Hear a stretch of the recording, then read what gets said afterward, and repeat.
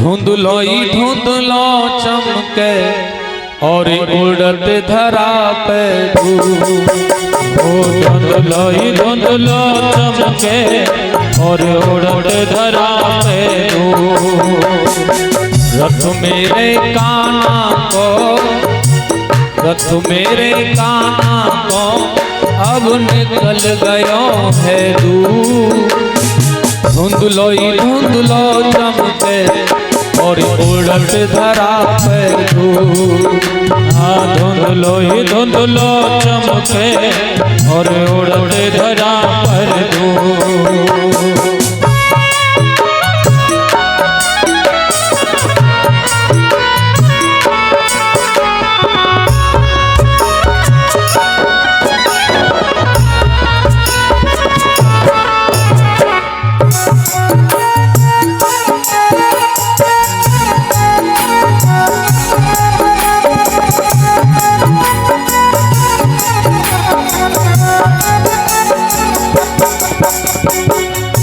एक गोपी रोकर के कह रही है, पता नहीं न जाने मुझे आज क्या हो गया, आंखें ही न खुली बेचारी।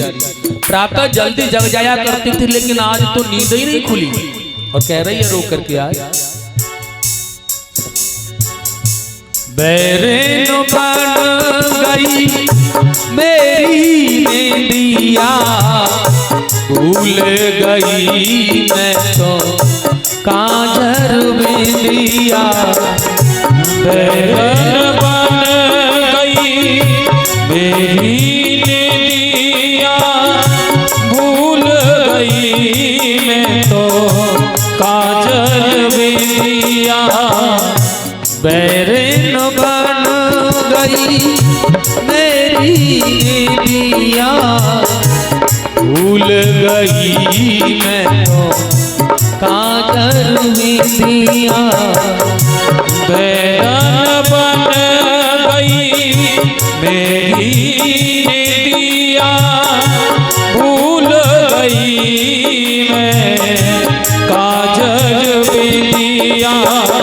सोती रह गई बहना, सोती रह गई बहना, मैंने सुलौना सहू। धुंधलोई धुंधलो चमके और उड़त धरा पे धुंधलोई धुंधलो चमके और उड़त धरा पे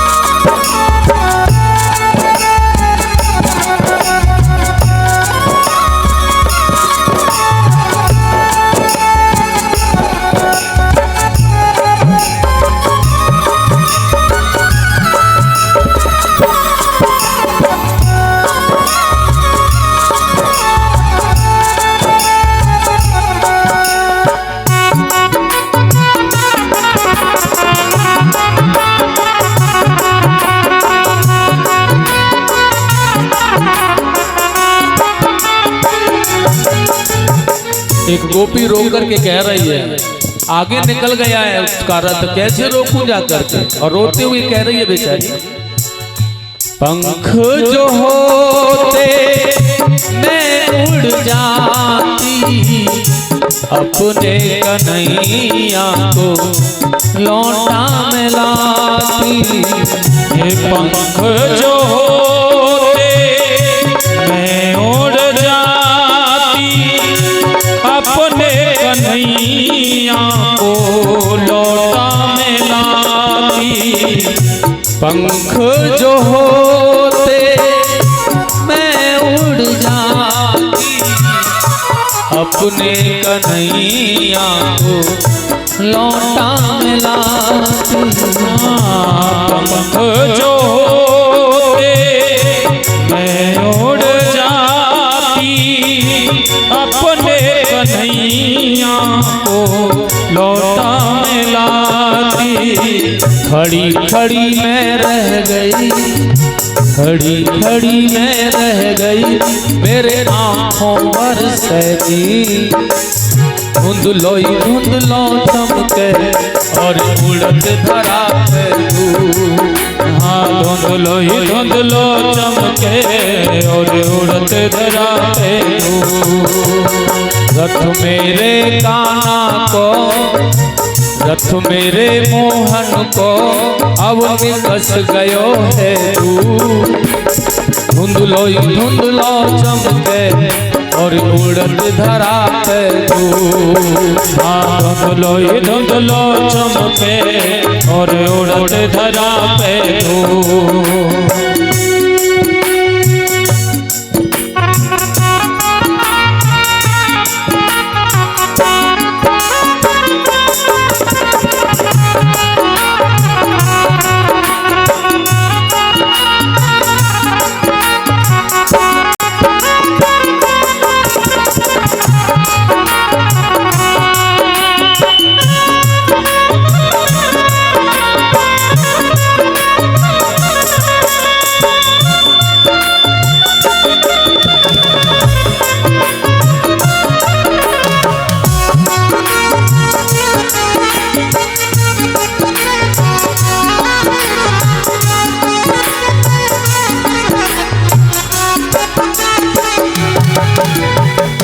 और कहने लगी गोपियां ही कन्हैया, मलमल हाथ खड़ी पछताऊं, श्याम कहाँ तेरे दर्शन पाऊं।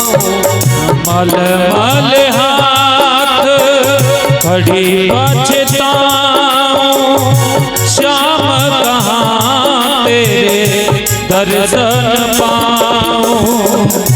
मलमल हाथ खड़ी पछताऊं, श्याम कहाँ तेरे दर्शन पाऊं। मलमल हाथ खड़ी पछताऊं, श्याम कहाँ तेरे दर्शन पाऊं। कान्हा और गोपी से, कान्हा और गोपियों का उनसे प्यार रहा भरपूर। धुंधलो चमके और उड़त धरा पे तू। हाँ धुंधलो चमके और उड़त धरा पे तू। अरे रथ मेरे कान्हा को, रथ मेरे मोहन को अब निकस गयो है तू। धुंधलो चमके और उड़त धरा पे तू। हाँ धुंधलो चमके और उड़त धरा पे तू। धुंधलो चमके और उड़त धरा पे तू। हाँ धुंधलो चमके और उड़त धरा पे तू। हाँ धुंधलो चमके और उड़त धरा पे तू।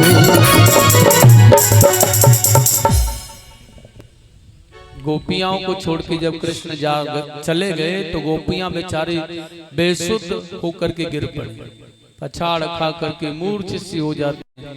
एक बात और भी है यहाँ देखिएगा, कृष्ण के विरह में सब परेशान है। जितना दुख माँ यशोदा का है उतना ही गोपियों को है, गायों को है, बछड़ों को है, सभी व्याकुल हैं बेचारे।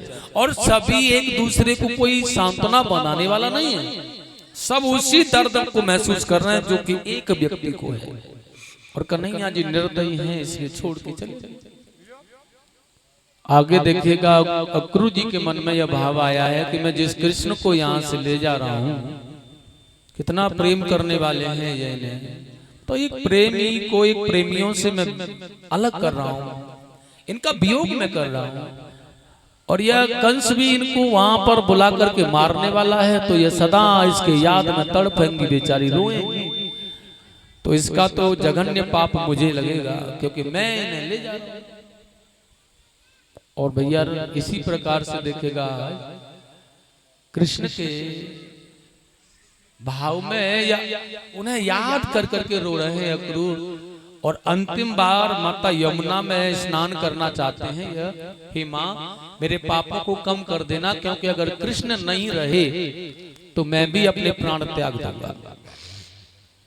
तो रथ को किनारे पर लगा लिया, यमुना में जाकर के स्नान किया, डुबकी लगाई, और जैसे यमुना में डुबकी लगाई है अक्रूर जी ने, तो भगवान ने उनके मन में जो भय था उसे निकाला है। सुखदेव जी स्वामी ने कहा, राजा परीक्षित, आज वही अक्रूर जी देख रहे हैं कि जो रथ पर बैठे हुए श्याम सुंदर है ना, वही यमुना के अंदर उन्हें दिव्य दर्शन प्रदान कर रहा है, अद्भुत दर्शन। तो आगे निकल के देखा बाहर, तो वह रथ पर बैठा है, बलराम से बातें कर रहे हैं। अंदर जाकर के देखा तो वही कृष्ण नीचे शेष पर सवार लेटा हुआ है, लक्ष्मी जी बीजन झर रही हैं। आहा, अद्भुत स्नेह। अक्रूर जी देख रहे हैं कि कहीं सपना तो नहीं देख रहा,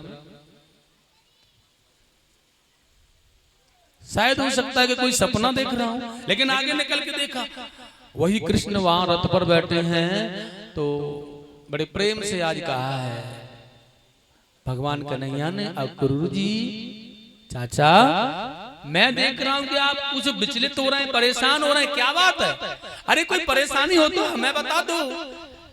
अक्रूर जी ने कहा, प्रभु परेशानी तो थी, लेकिन आपको बताए बगैर ही नष्ट हो गई। आपने उस परेशानी